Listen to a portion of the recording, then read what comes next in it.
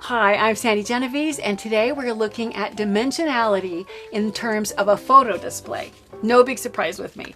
Here is what we're going to make, and you'll see that it is accordion folded, this larger frame with these like windows cut out that allow you to weave through a skinnier or a narrow strip that's also accordion folded and is the perfect place to hold these great photos. I wanted you to see that if you want to make this as like a photo display, a mini photo display, that's great. If you want to make it as a card, the size of the one that we're going to make, it will fold up and it will fit nicely into a regular letter size envelope. So it's very mailable if you want to do that. So let me go ahead and let's start with the construction. We're going to start with this outside dimension. What you need is cardstock or paper that is 9 1/4 tall by 12 inches long. And it needs to be accordion folded into fourths. So basically, you're going to fold it in half and crease, and then you're going to fold it each of the ends and crease. And that way you get your long 12-inch strip accordion into 4 even sections without having to measure. Now to cut the windows out, what I did was I took and I cut a 2 3/4 inch square, and this is going to be the guide, and I'm going to turn this over. I want to place this onto the mountain fold, and I'm going to do it on both mountain folds, but I'm going to start with one end. You can position it wherever you want. How far down you come from the top or how far up from the bottom could be based on what embellishments you want to use and what size they are.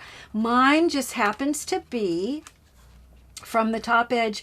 It comes down just about 2 1/4 inches to the top of the square. So I'm going to lay it down, and I'll use my pencil to just trace around, and I only actually have to trace 1/2 because I'm going to fold it and cut the 2 sides out at one time. So here is the mountain fold, and I'm going to just go ahead and I'll cut out the square. So I'm going to cut along my pencil line, and then I'll come down here and I'll cut again. And then when I turn the corner here, I'm going to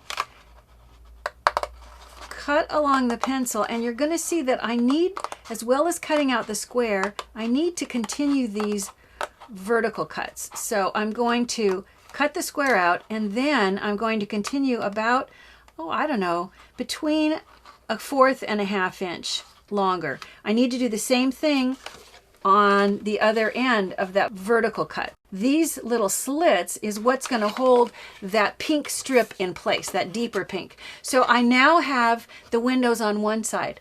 I'm going to lay this back down, fold it back up, and use this as a guide so that I can trace where I need to make the next cuts. So I'll go ahead and just repeat the same process. If you happen to have a square punch, a nice big square punch, boy, that would be handy to use here, and cut your square out with just one nice big punch that you could use.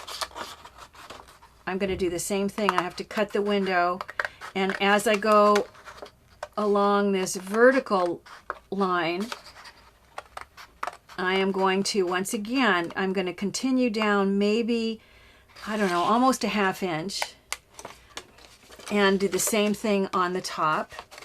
Continue up between 1/4 and 1/2 inch because you need those slits. So you now have the windows, and this is going to have the slits in the windows are what will allow you to put the accordion folded strip in and have it hold in place. Let's look at how to do that.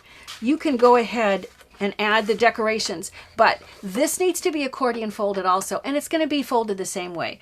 The only thing is this one is going to go the opposite direction. So I'm going to fold it in half down the middle, and then folding back the other direction, fold in half, and then fold what's left again. So you end up with your accordion folded section the dimensions of this piece, this is 3 1/4 and it's 12 inches long also. Now, we're going to decorate it, but let me just help you understand the construction. You can go and weave it through, but I think maybe the simplest thing is to just take the paper, and I'm going to, right now I'm going to lay it back flat, even though I've got those folds in there, and I'm going to just bow it like this, which will allow me to slide it so that it's into the bottom and the top of these windows. All I need to do now is just tuck it in to the slits that I made when I cut those windows out with my scissors. And you can see how it's going to slide in. Now, if you want to, you can start at one end and just weave it through as well. And now I'm going to reinforce the folds that I made just a minute ago. Push on that so that I get this cool display that goes together with all those folded edges. For decoration, let me show you, there's really nothing really tricky about this. We're going to go through a few steps, but you'll see along the top edge, I added just some wrapping paper that I cut into a long strip for this border up here. I added a couple of little flowers that were just embellishments that I bought at the hobby store or the craft store. I think I bought it at Hobby Lobby. We'll look at a minute at a couple of things. This element here, this flower is layered, and we'll look at how to make that. And then if you want to make black and white check designs, that is something that there's a couple of really easy, quick ways you can do that as well. So let me show you what I mean by that. If you want to take your white correction tape, and all you need to do is lay it down. Let me see if I have, here's a little bit of it. You just take the white correction tape, and all I'm going to do is just create long stripes with it. I get to the end and I stop. However big a space you want before the next color, and stop. And you just keep going, depending on how long you need your paper to be. Then you go back and you just cut it into pieces. And wow, quick and easy. You've got wonderful striped paper for a fraction of the cost of scrapbook paper. So when you look at this, you can see I've just layered red paper and then put the striped paper, or once it's trimmed, it actually looks like kind of like black and white polka checks. But let's look at this flower as well. That's just layered. So what I've done is I've taken Sizzix or Ellison, I'm not sure which, die cuts, and I've cut the back layer out of a pink polka dot. This is the same shape.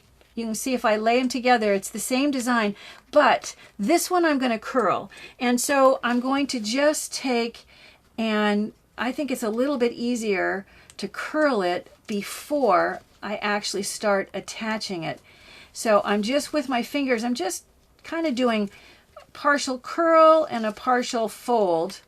I'll get my fingers out of the way and you can see, because I kind of want that black and white pattern that's behind to show.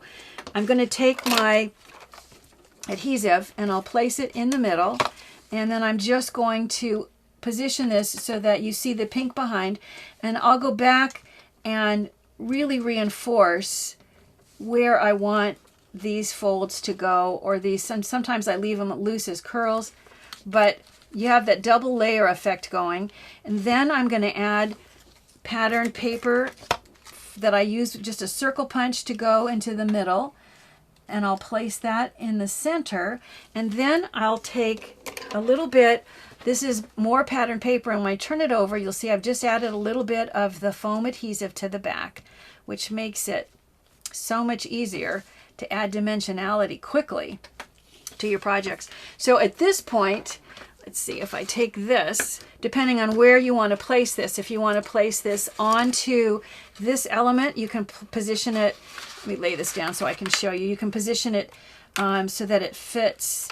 Let's see, it'll fit in there like so. Or if you want it to go down wherever it is that you want this embellishment to go, you're just going to add adhesive to the back. And once again, you're going to put more adhesive than that, and then position it so that it will clear. I'm going to turn this until I get to a spot, there we go, where I'm clearing those slits, and I want to also clear the edge. And it looks like I may have, my flower might be just a little bit bigger than my first fold line, which just means either I can decide to leave it. I kind of like things that hang off the edge, as you know, but I can also go back and trim that little edge as well. So you can start to add the embellishments. Of course, you're going to go back in. The whole point is to add the photos. Let me go back to the finished one and show you how once you add in the photos, these happen to be of Kate and her mother trying on, kind of playing dress up with jewelry, which is really fun. Now this is using pink colors because it's Kate's favorite color and it also went really well with what she was wearing, so the colors in the photos. The same exact concept can be done. Let me set this one down and I'll bring this up and show you. Same dimensions and everything. It's just done in a different color scheme, and this time with beach photos that features a friend of mine, Bruce. This is his daughter and his grandsons. So this concept works great no matter whether you want whatever theme you might want. You know, just change the color scheme and change the embellishments and you'll have a photo display that will work really for any event or any special occasion.